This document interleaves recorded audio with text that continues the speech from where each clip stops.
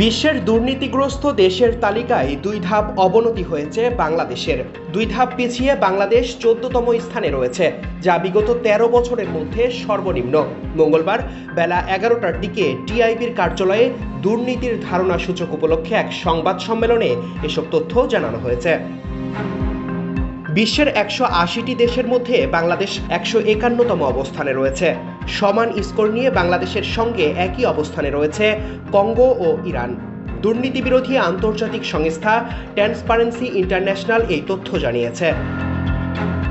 গত বছর বিশ্বের ১৮০টি দেশের মধ্যে সবচেয়ে দুর্নীতিগ্রস্ত দেশের তালিকায় বাংলাদেশের অবস্থান ১০তম ছিল। দুর্নীতিগ্রস্ত দেশ হিসেবে বাংলাদেশের স্কোর হয়েছে ২৪। সিপিআই এমন সময় সিপিআই সূচক প্রকাশ করেছে যখন দেশের পরিবর্তিত পরিস্থিতিতে চলমান দুর্নীতি বিরোধী অভিযান চলমান রয়েছে।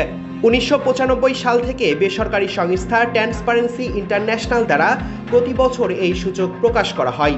২০০১ সালে বাংলাদেশ প্রথম তালিকাভুক্ত হয়। তখন এ তালিকায় মোট ৯১টি দেশ ঠাঁই পায়। Tarek Rahman, news now 24।